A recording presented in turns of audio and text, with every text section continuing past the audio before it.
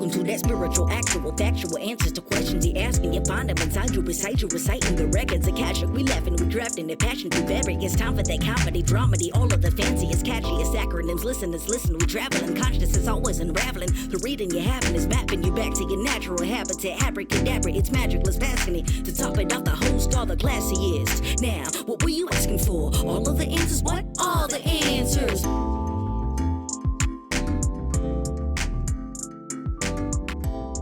You want to hear what I was doing while you were sleeping?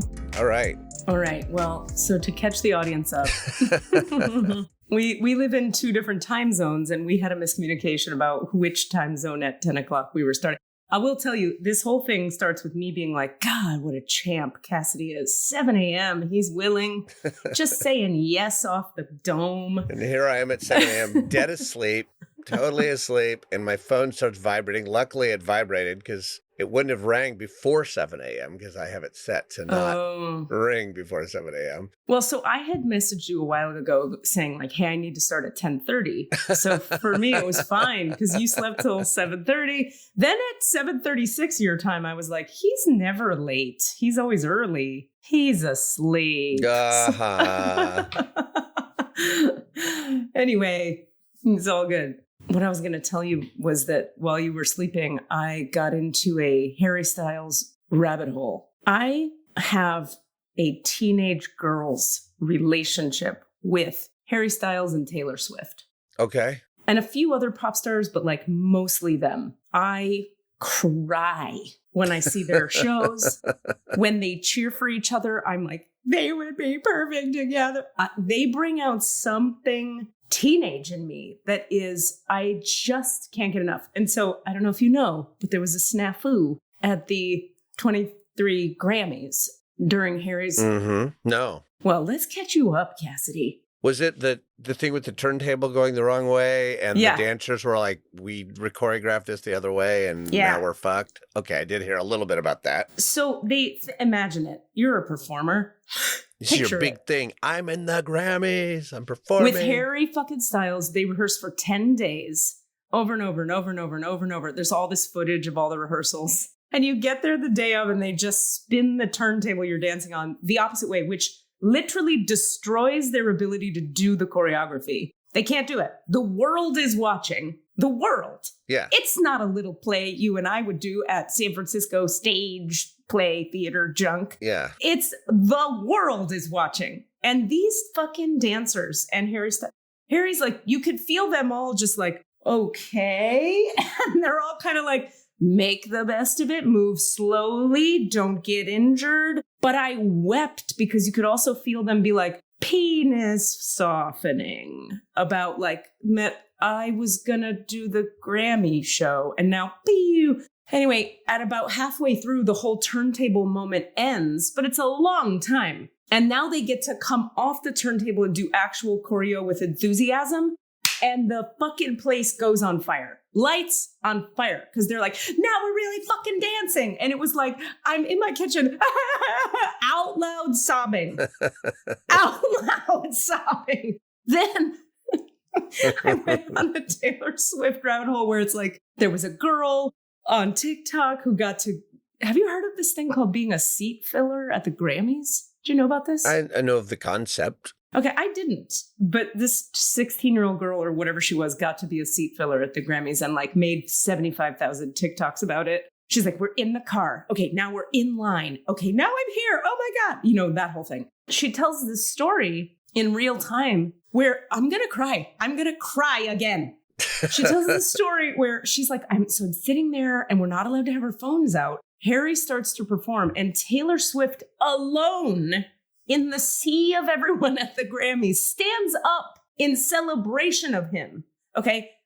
Backstory. They dated years and years ago, Taylor and Harry. Okay. And like, there's all the gossip of like, they must hate each other. They're still in love. They hate each other. They're both gay. You know, like all the gossip that happens. But like to see your ex, the one world's most famous girl, and your ex stand up at the Grammys. Nobody else is standing. And she's like, fucking you go, Harry. And she's pumping it. Then the seat filler girl telling the narrative on her TikTok says, I don't know why she did this. This was before it was understood that there was a snafu with the turntable. But Taylor turned to the light booth and she started to give this gesture, pointing her finger to the ceiling and spinning it. Right. And I think it was just her celebrating, like, he's on a turntable. And I realize as I'm watching this girl's TikTok, Taylor Swift has realized the turntable is going the wrong way. And she is telling the booth, the turntable's going the wrong way. And the seat filler is going like, she's mouthing something to the booth and something about the turntable. Anyway, it was so cool. And I'm just like, I know what's happening. And I'm crying. And I'm like, they're friends still. And she cares about his theatrical efforts. I'm 16. I love it. I love it. You are all the way bought in. So bought in. That's good. Anyway, it's the way. So Kat Zidane, wonderful friend who we had on the podcast. She and I talk all the time. And she has this great understanding of, or I guess perspective on, being part of a fandom. Yeah. Which is a thing that like has been very antithetical to anything I could ever identify with. I've never just been a very joiner type. I'm always like, let's stand outside the group and comment on it. That's safe. You know, she's more like, I'm fine to be inside the thing we're doing. And she's like a serious Harry, as they're called. She's a Harry Styles legit fan, like flies all over the world to see him a few times a year kind of deal. Wow. Twice to London last year, twice. And it's when she talks about it, she has such a grounded, integrated, loving relationship with being a part of the fandom. She sees it as like something that some people love, the feeling of belonging and connecting about a shared inspiration point. She was like, think about like if Picasso were alive today and we all went to see an opening of one of his, galleries or a piece was revealed, everyone in the world collectively would kind of be like, holy shit. And we would be sharing that together and we would be unified in love. Yeah. And I'm like, good point. Like, it's not just some kind of let's diminish the teenage part of ourselves inside of ourselves. It's like the teenage, this is a real point of view I have. The teenage part of us, I think in a way, because the hormones are so intense at that time, is activated. Like, I think we're firing on the most truthfully us cylinders that you get in your life when you're a teenager. Like, I think teenagers are on to something. I think they're really like in touch with themselves in a big way. Of course, it's not integrated yet and they don't know what to do with it all the time. And they overdo things and underdo things and all that. But the way you feel as a teenager, I think there's something very undiluted, like concentrated, that then gets diluted as you age. Uh-huh. That I think there's something essentially true in it. So anyway, I think, there's something nice and sweet about touching back into like, let's be a fandom. Let's belong. Let's share joy about a shared inspiration point, whatever your fandom is. Yeah. I've always I love the idea of being really into something. Yeah. And have often noted that I've felt like I want that. I would like to have something to be really, I'd like to say that, you're like, oh yeah, you're a Harry Styles girl, or, oh, I'm a bird person or whatever, like I'm just like, okay. I like things, Yeah. Yeah. And I even like tried, this is tangentially connected. I think I've told you this, the dragon shirt guy thing that I went through. Oh God, I love this. Where I was just like, I want to be a dragon shirt guy. But this idea, and that's I think this is a very 3 idea. I was doing it from the external. I was doing it from the, I want to be identified as. Whereas I think what you're talking about is something that's much more, I can't help but. It's intrinsic as opposed to extrinsic. I can't help but want everything Harry Styles in my life. Because it comes from the inside. Yeah, exactly. Yeah.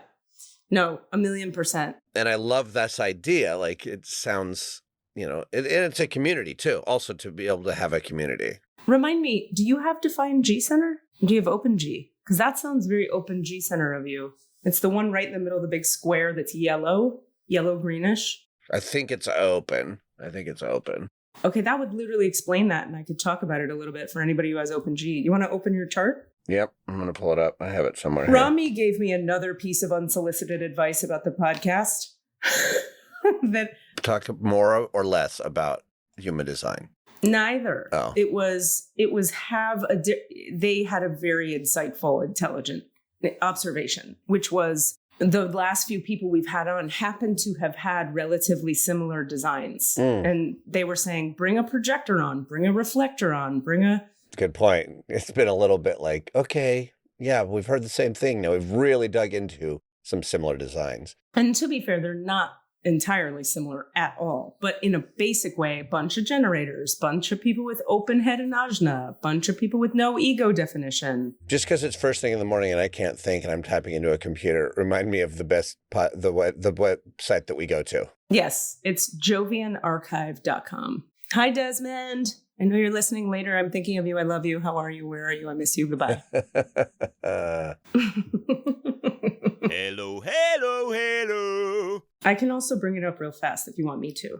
I have it here. Yeah, see, okay. This is great because this is different from things we've talked about. Also, I kind of like the idea that whoever comes on and we look at what they have, and if it's similar, it's similar. But that's me. Right. Anyway, so the open G. Look, oh my God, I forget. This is your fucking chart? Yeah, nothing's defined. You have 1, 2, 3 defined centers. Yeah.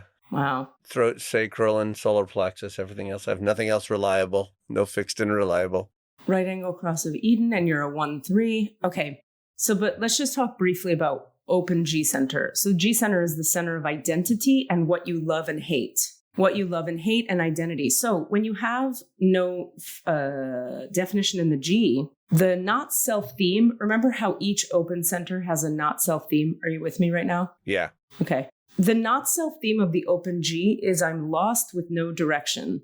Yep. The freedom of the open G is I'm free to be no one or anyone. So that is a design of someone who, like what we teach people with open G center is you can give up finally the notion that you have to find your passion because it will only torture you to try. You don't have a fixed, reliable, consistent set of passions because you don't have definition in the G. That's true. And I love it because it's so liberating. You don't even have to fuckity shit with that anymore.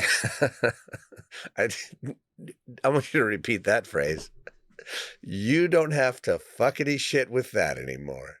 And side note, while I'm looking at this, you also have absolutely no hanging gates off of your open spleen and no hanging gates off your open root. What does that mean? It means you are done with the root and the spleen this lifetime. So intuition about what is healthy for you, not relevant. Having a consistent way of taking action in the world, not relevant, not what you're about.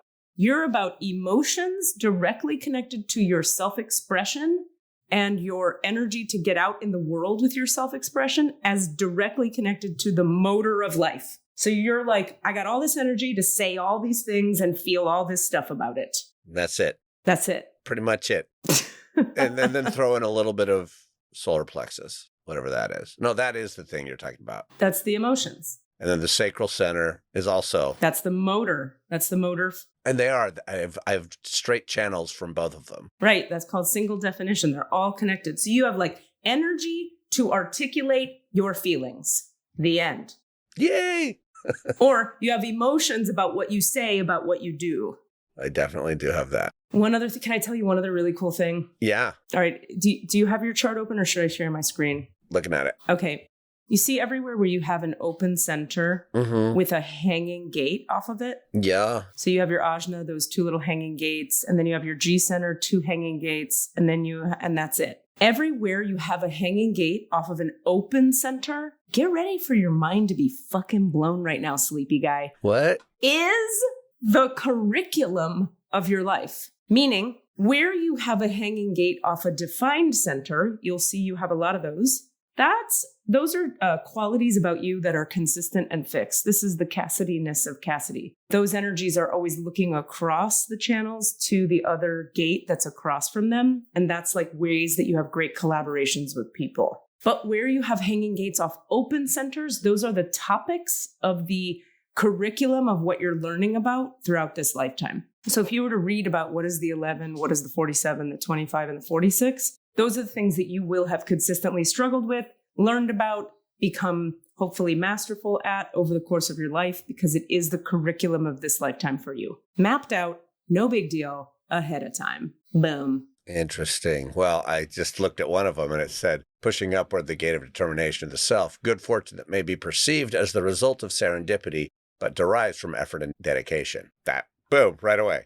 That's real. Like I've nonstop good fortune that I've always thought just came from good fortune and serendipity. But I also know that I actually do work hard and I'm dedicated. So like I'm learning that that's true, but I still haven't learned that. Look up gate 11 real quick. By the way, if you're listening to this, go pull your chart up. Anybody in the audience, pull your chart up and look at all the gates, the black and red little lines that don't go all the way across that hang off of your open centers. Then Google what they're about. That is literally the themes you will run into your whole life that are the curriculum of your learning. And when you're ready to go deep dive on it, you go to KatieRubin.com and you book your goddamn session and let's get into it.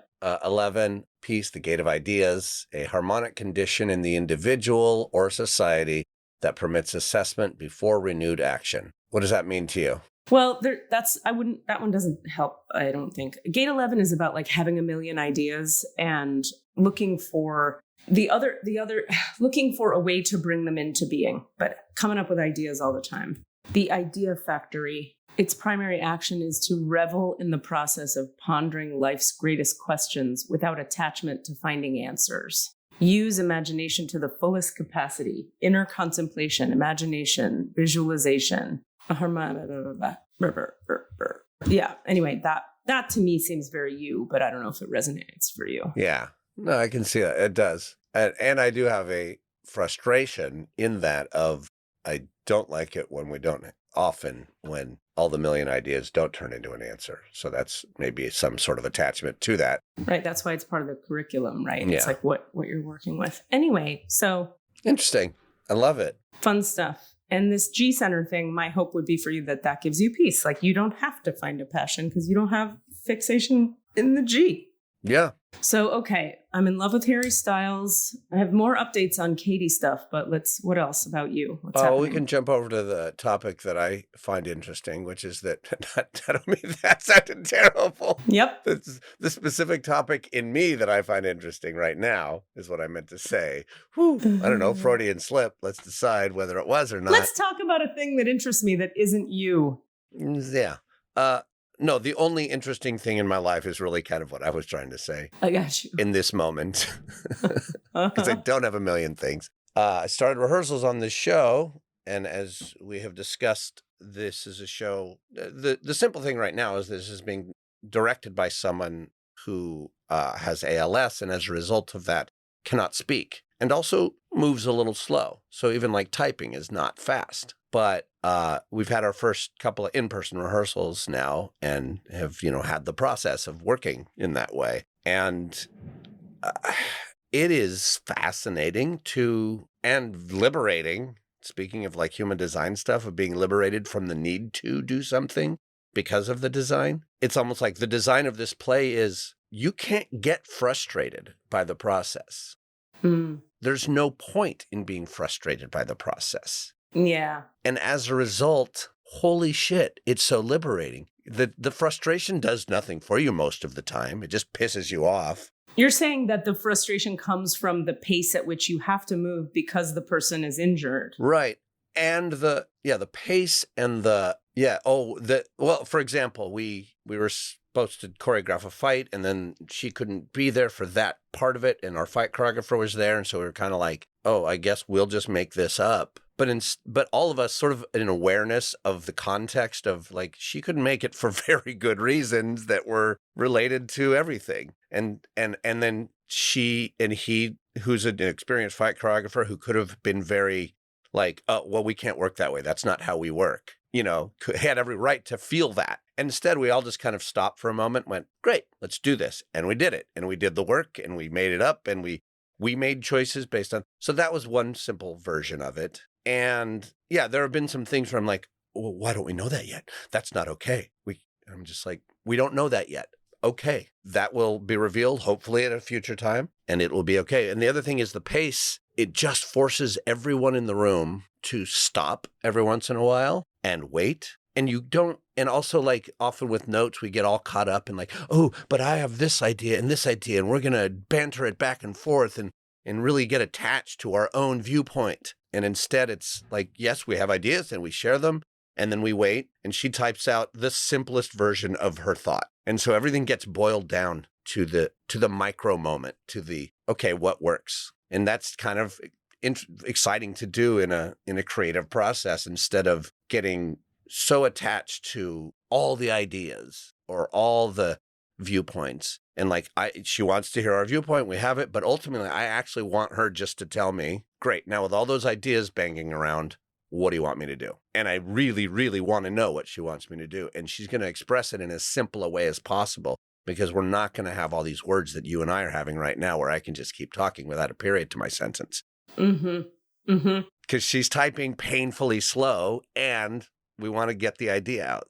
Yeah, it sounds like there's no room for ego and no desire for ego, and the ego has no say. Yeah, that's it. Yeah. And that is the most exciting thing for me of what's happening right now. Having been in a process that had the opposite of that, pressure from the outside, nonstop fear of danger, no support structurally. Whereas in this one, we actually have no support structurally because we are the support. So we have nothing but support. We can only rely on us, but there's no one barking at us and shitting on our process. And there can't be a hurry. Yeah, that's really sweet. It's very, very special and sweet, I feel like. Yeah. And yeah, it's intense, but it's not, there's no tragedy in the room. It doesn't feel tragic, because fuck that. There's no space for that. There may be at some point, she may need to take a moment or whatever and feel some feelings. But right now I think what I'm trying to say is what's very refreshing is the simplicity of the process. Yeah, that makes total sense. And by removing ego, we can simplify things. Always, right? Yeah. But it's so hard to do. You almost need a external sort of, what's this word? Something that comes in and that forces it. Yeah. It says, well, what if you couldn't speak? And also, yeah, what a great, like, almost like improvisational exercise. What if the director couldn't speak? What would you do then? How would you do this? But couldn't speak for a life-threatening reason. Yeah. I mean, that's true. That's in the air, right? Because it's like, oh, she's deathly sick. Not like, I'm sad or I'm tired. Like, you can't judge it. Exactly. Yeah. Exactly. You can only feel compassion for it. And as a result, feel compassion for the patient, for yourself. Maybe I'm just spitballing here. Yeah, it also gives us compassion for ourselves in the work, like not getting frustrated and being like, fuck, I fucked that up or whatever. Or I want this to go better. Just like, I am going to do the best work I can right now. And I hope that in 3.5 weeks, there is a show that is worth watching. And I'm pretty sure there will be. Yeah. You know what's interesting is I feel similarly about doing community theater. I was just talking to Rami about this. Like, the stress levels are so low for me compared to what I'm used to, because who cares? Because it doesn't really matter. The people coming are like, look at them saying words up there. That their expectations are very low. And the culture around me is not perfectionism. The culture is, let's have a fun time doing this crazy thing. And it's new for me. Rami and I were talking about how most people, and this is a generalization, but it does seem to be the case that I've witnessed. You tell me otherwise, but most people I've watched who are in professional theater started in high school or college, then did some shows not professionally, then over time earned their equity card and then did equity. So everybody has experience with theater that is not professional and then theater that is. I did not do that. I did professional shows as a kid accidentally through the professional choir I was in, but just 2 of them, and they were operas. They weren't plays, but I played a character and I sang songs. Then I went to college. Then I went to grad school, got an MFA, and my first job out of MFA time was equity. Because my first solo show, I decided I'm doing this at an equity theater and I'm getting my equity card through my solo show. I was like weirdly determined about that.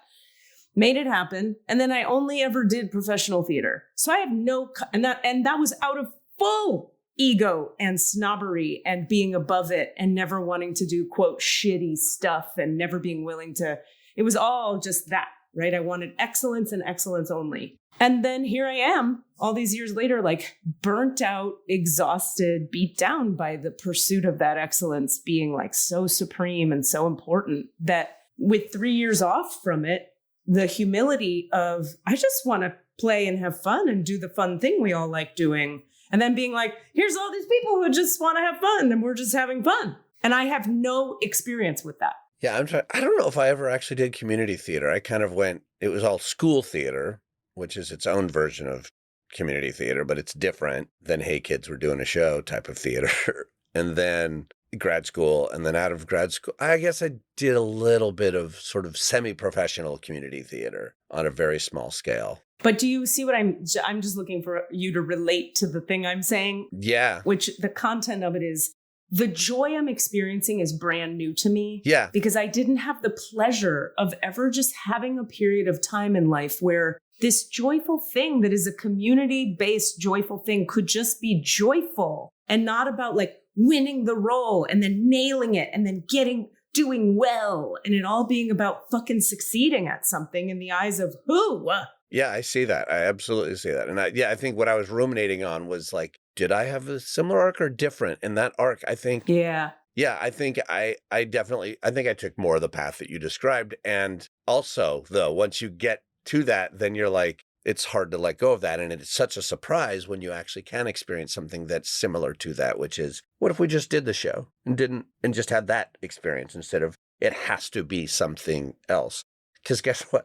The result isn't going to be that much different. It's possible. Maybe it is. Maybe it is. I don't know. You're not in judgment of the product, is what you're saying. I'm not in judgment of the result. I'm not even thinking about the result for the first time ever. I'm just like, I'm going to do my best with my songs and I'm going to be present with these people in this scene. And how much fun can we possibly have in this scene? Yeah.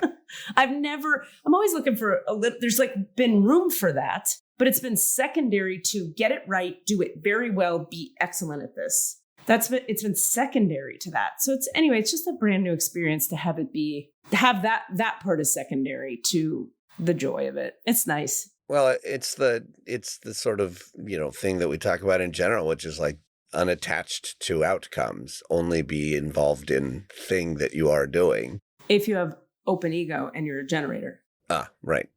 Other people don't have that luxury. No, like people with defined ego, the way they teach about it is like they have something to prove and they need to prove it. And that's part of their design. People with open ego, like it's incorrect to be in the energy of proving. I happen to find the energy of proving in general exhausting, but that's in part because I have so much definition everywhere but the ego. So I'm very particular about not wanting to be around all that proving. And also, you probably spent a lot of time in the proving energy until you realized you shouldn't be. Well, for me, it was more like proving was actually killing me. And so I had to get good through the 12-step work at letting go of the need to. But like letting go of the need to, people say things like, just let it go. It's so much deeper than just let it go. You can't just let it go. You have to deeply examine, what am I trying to prove, to whom, and why? And then, even if you understand those three things, how do you disentangle the actual need to prove from your heart energy? It's one thing to mentally understand, I don't have to prove anymore, but to actually feel in your body like, I have nothing to prove. That takes years of work that most people aren't interested in doing. Who wants to spend their time and energy learning that?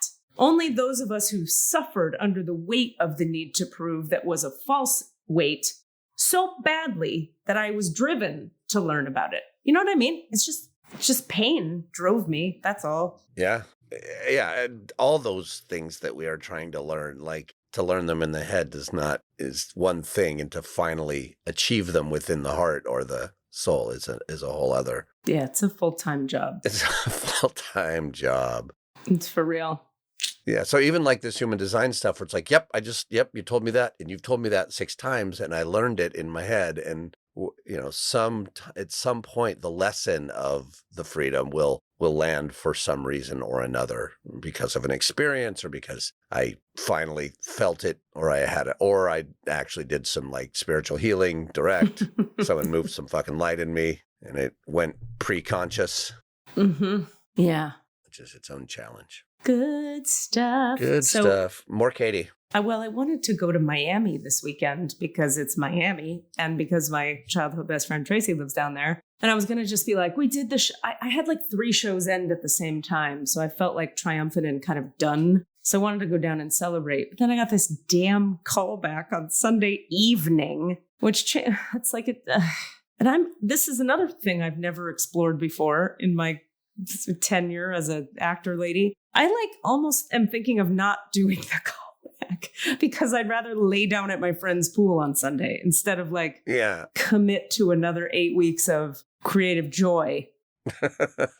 So I'm just like, I find myself learning the songs and gearing up for it, even though like nothing in me has the energy or wants to at this moment. Because I'm like, if you look at it long term, would I rather have 8 weeks of joy and singing or not?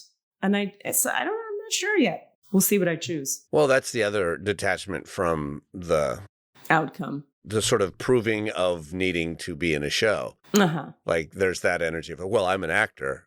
Yeah. I should always have to be in something. Well, see, I don't feel that at all. That's my point. I don't have any of that going on. What I have is, it would be fun to do this, but I'm also tired. So maybe I'll just be tired and not go. Yeah, maybe you should just drive to Miami instead. I have never had that before. It was always like, I'm tired, but that's irrelevant. You push that aside and you do your job because you're a serious actor. And I'm like, what if I'm not? What if it's just fine?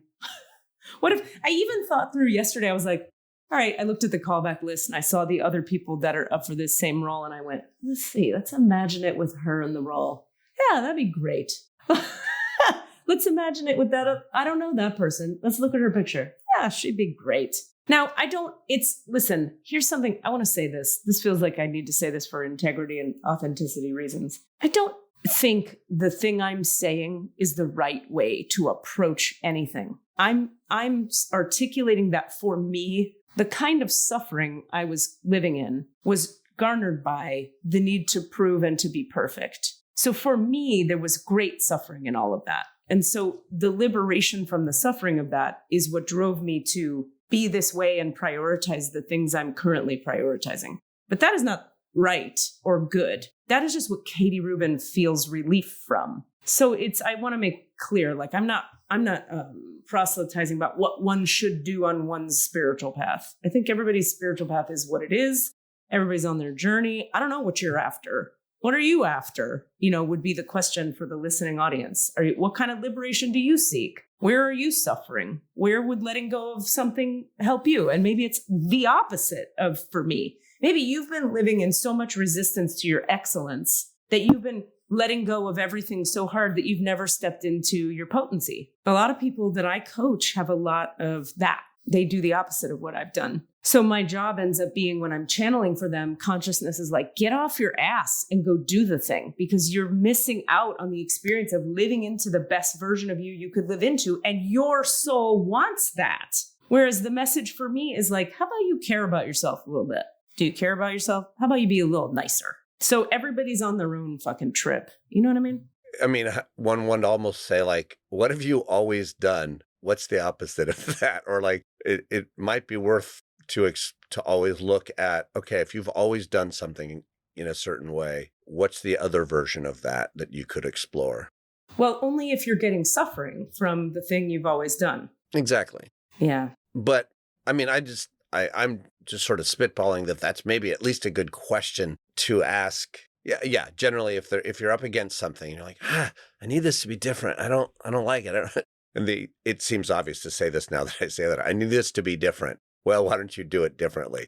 But it bears saying, like, well, what is the opposite version of that? What helps people is they have to understand what is the core action that needs to be then made into the opposite or not. And actually, I don't always think it's the opposite because there's a lot of nuance there. But the point being, if the core action for me, for example, was prove you're perfect, because then you're worthy of love. What is the action that if I were to pursue that action would actually bring me the love I'm seeking? Because what I'm seeking is love. This is like almost acting terms. Like you've got action and like desired outcome or whatever, or your objective. So you have your objective and your action. And right now you're still pursuing the same objective. No. Different action to get that objective. No, the objective is totally different. The objective now is to experience joy. Oh, it's not to get love. So you need to change both the objective and the action and the core action. I don't know. I have needed to in this case for me. This is my point. It's nuanced and you can't whitewash it. So for me, it's like enjoy yourself. And that, I guess it would be like the pursuit is joy and the outcome is love. Love of self, love of being alive. Whereas before it was, win, be the best, pursue perfection, and then feel tight and angry and tired. That was the actual outcome. That wasn't the desired outcome, was in pursuit of being loved so you could feel good about yourself. But I never got it. But you never got it. No. Right, which we've heard is the definition of insanity. Correct.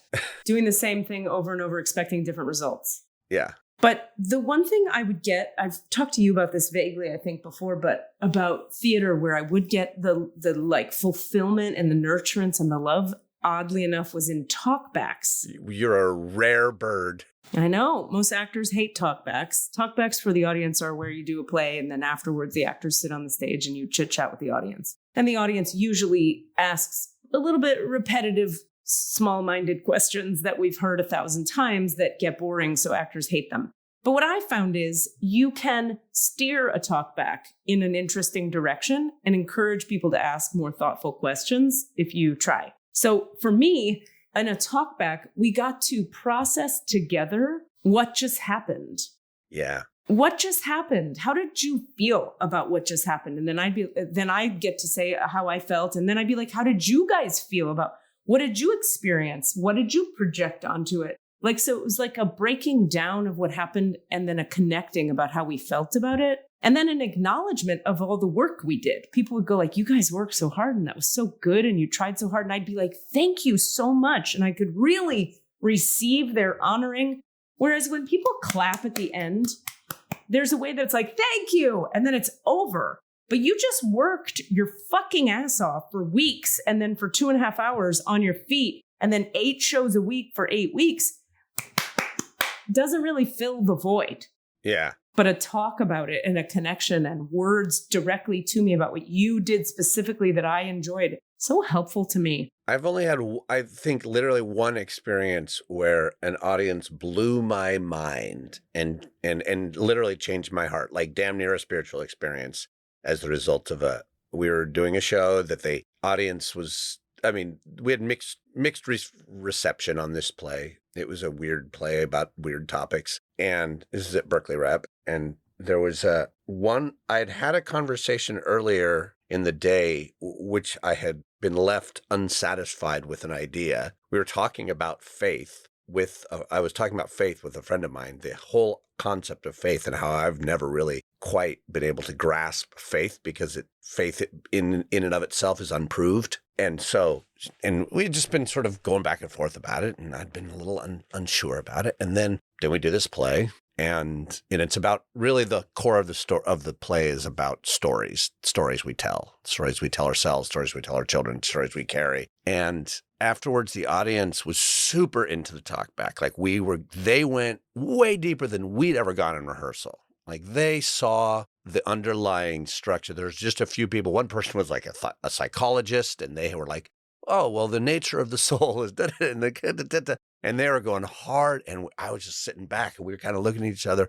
And then someone said something very clearly about, no, well, for these characters, their stories are their religion and their faith, and their need to tell stories is their spiritual, some deep thing about this. And I was like, oh, that's me. Like for the first time, it just dropped deeply into my body that telling stories, that's what we do. And that I believed without proof that is essential to our existence. That makes me want to read you your incarnation cross. Ready real quick? Okay, go. Because this is what your day-to-day life is about when you're functioning correctly as a Cassidy machine according to human design. Okay. Your cross has the energy and drive to go and explore the world. But it really isn't just about you.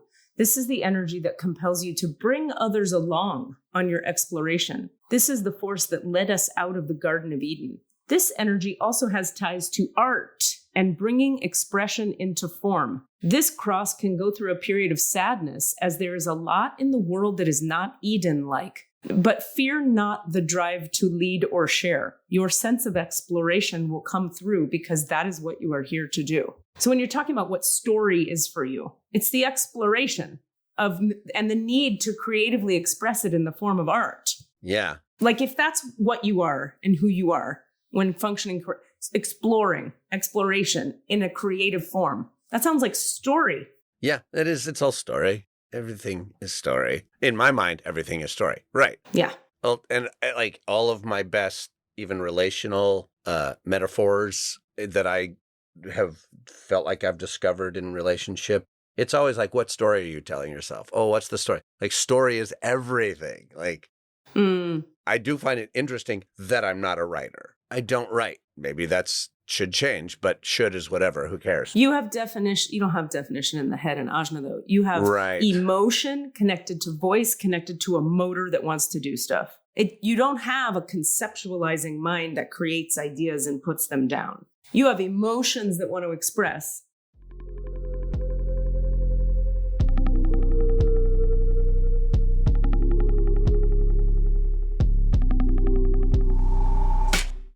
Hey, what's up, everybody? Rami here.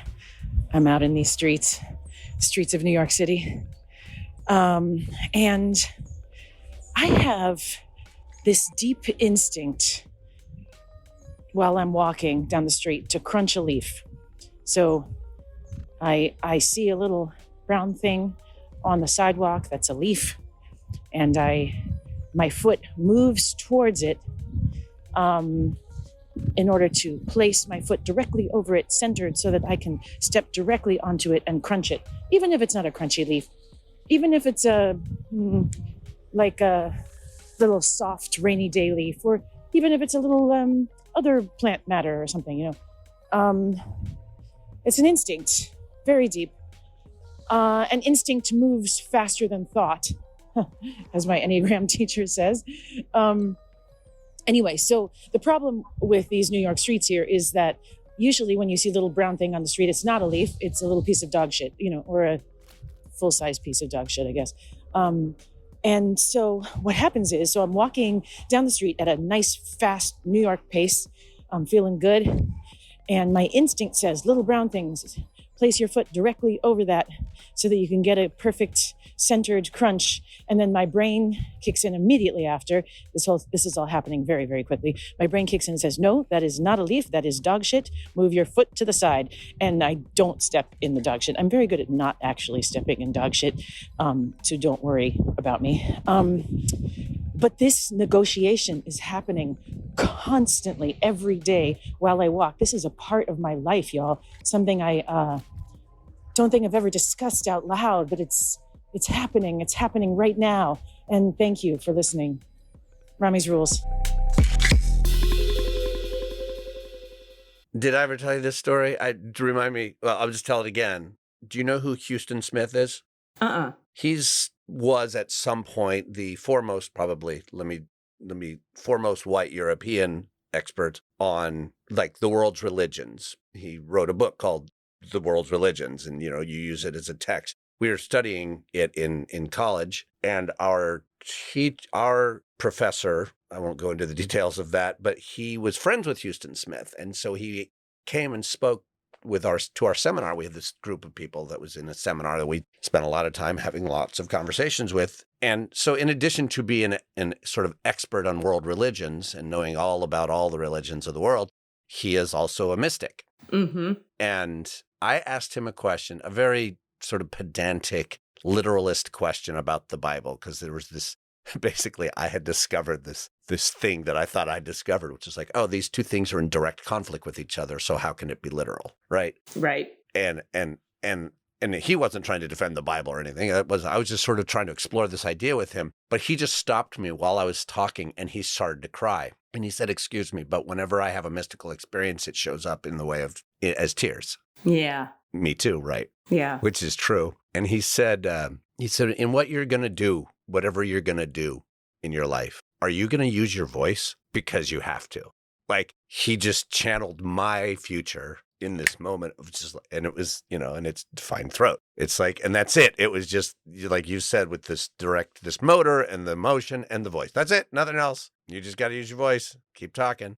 And I was like, yeah, I'm an actor. I want to be an actor. Like, it was so like, holy shit. This just stamp of approval of, yep, that's it. And then like the fact that this sort of, famous mystic also just had this personal need to, I don't give a shit about the question you're asking. I just got a download for you. Yeah. And he channeled it and he started crying and he just asked me this question. And I was like, I forget about that sometimes. It's a good story to remember. It's so beautiful, Cass.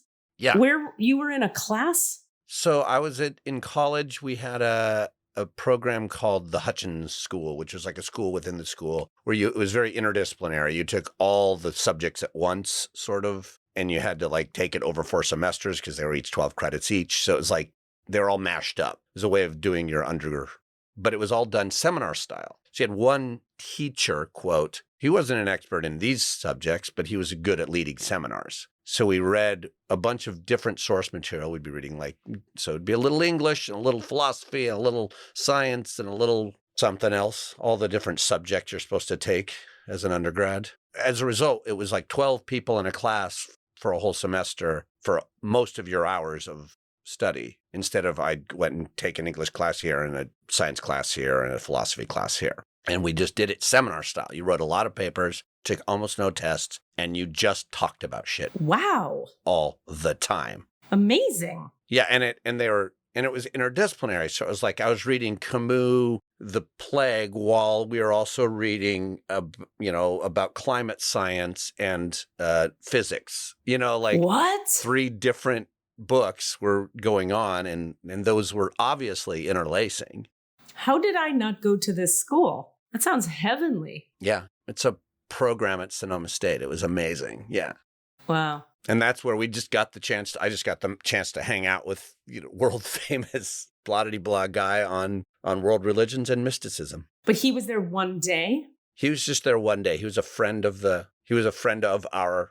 guy who led our seminar. Wow. That's beautiful, Cass. I love that story. I feel like that you may have told me this story, but what's interesting for me hearing it again is I was so different the last time I heard it that it lands very differently for me now. Yeah.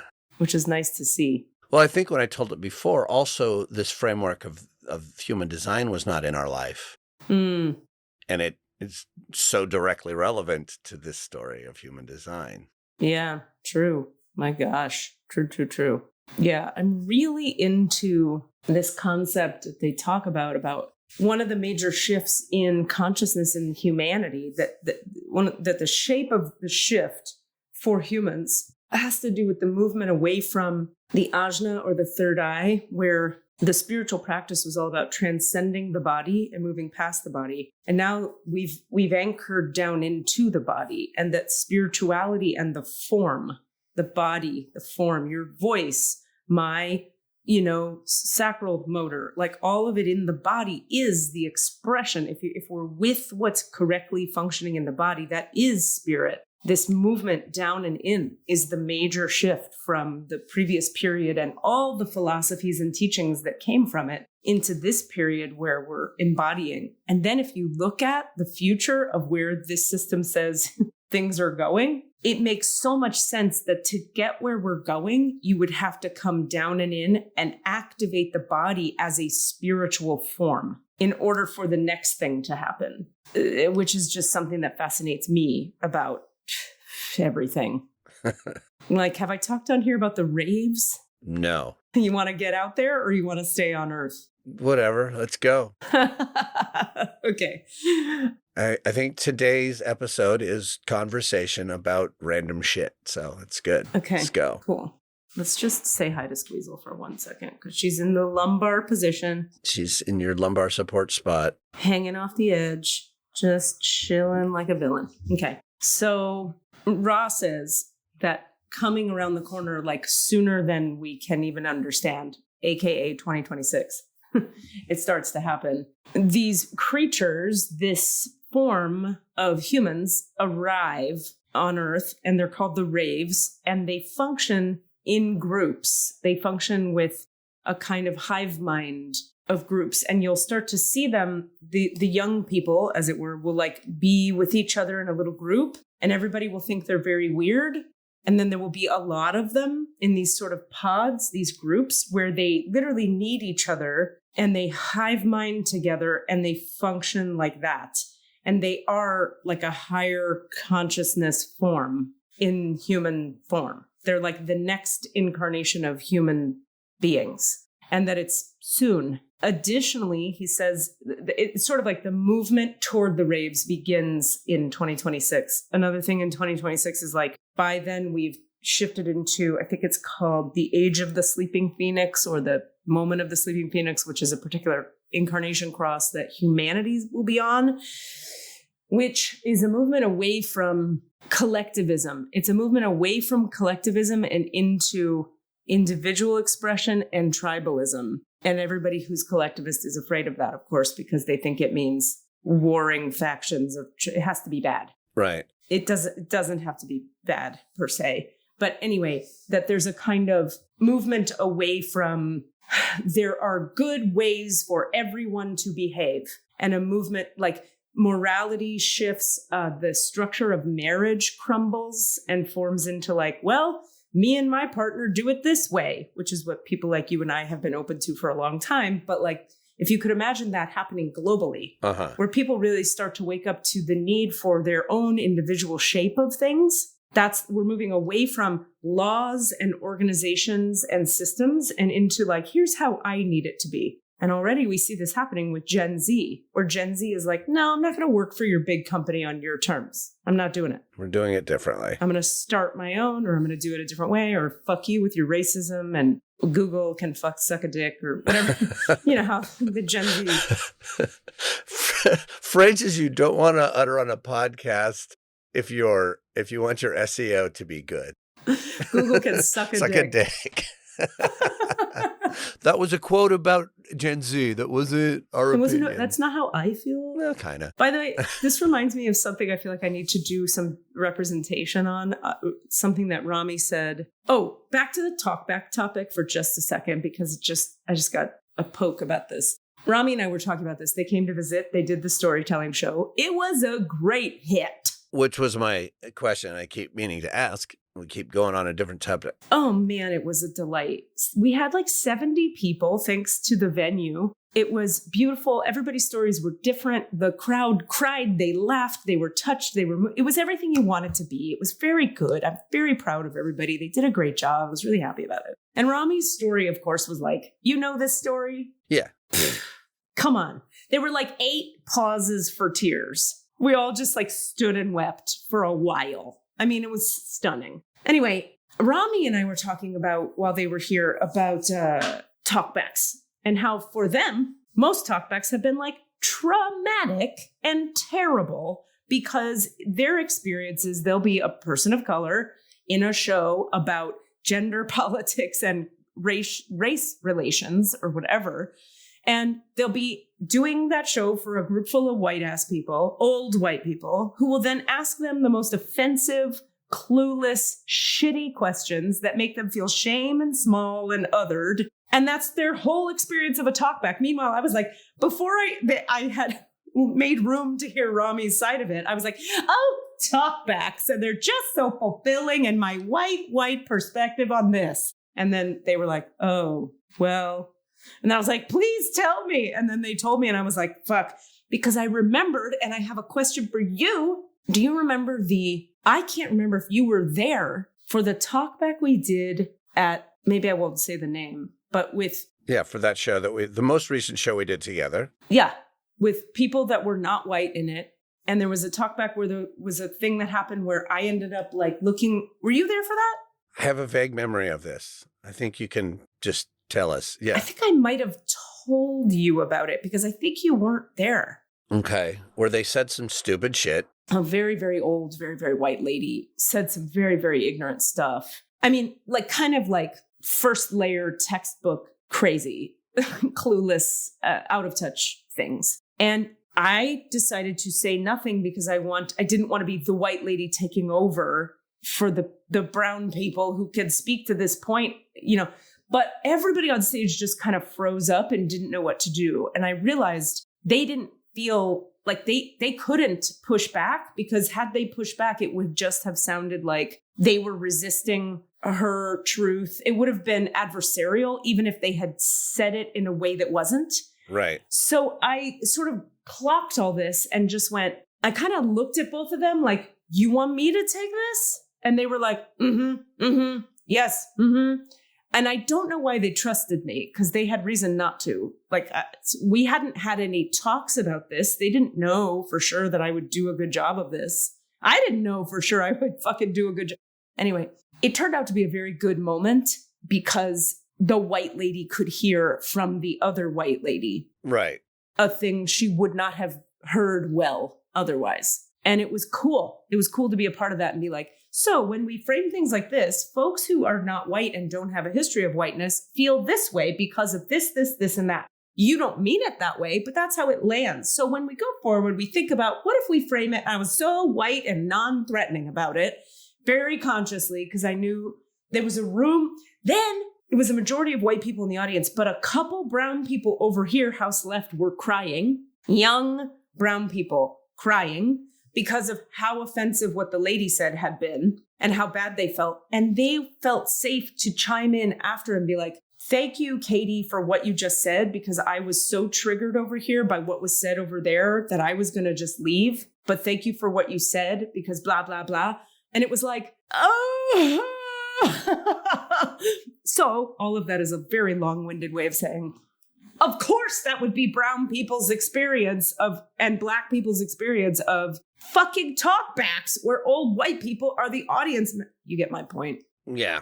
But I hadn't even fucking thought of that. No, yeah, because Yeah. And I think I mostly don't, I always do the talkbacks because I want it to be well done. So I can control it a little if I'm there.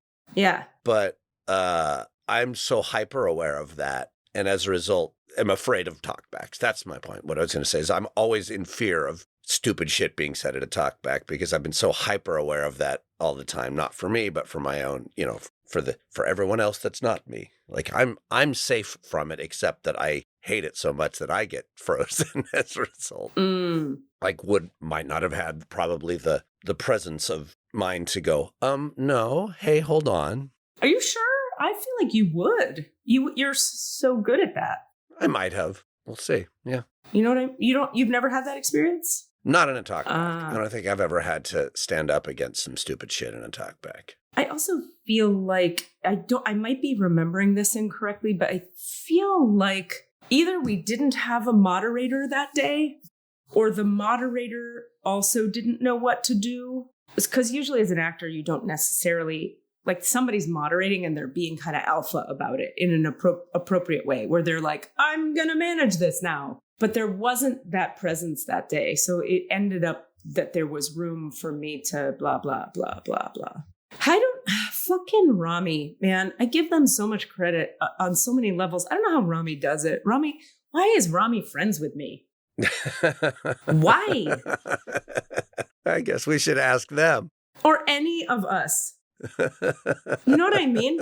Like, they shouldn't be. They're a very generous person. I don't know. Sometimes I just think people of color who are willing to be friends with any white people at all, it's really like, it's generous. Don't you think? It's just fucking generous. Because when you really get into it, and when people of color actually have an opportunity to articulate what's buried in their souls, in the lineage of time space that their people have fucking suffered under the weight of. And here we are, right in front of them, dancing around comfortably in our privilege suits.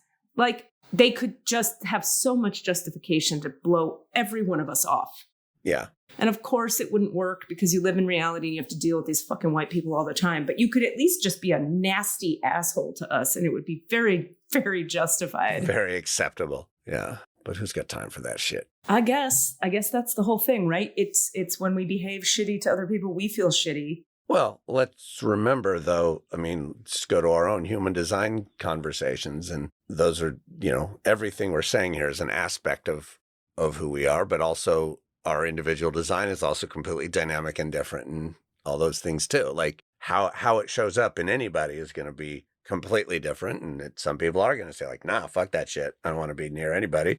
Some people are going to be like, well, I don't give a fuck. I'll just be with people. And, some people of color are going to be double down on their own racism because of their issues that they're dealing with or, and the same thing goes with like, yeah, why are any of us fucking friends with any of us? I sometimes ask that question. Me too. 1,000,000 times. How does it ever... My version of it is always like, how do people ever relate to each other ever? How are any of us connected at all? Yeah. And I think the answer is the heart freak. Like we need, it's a need.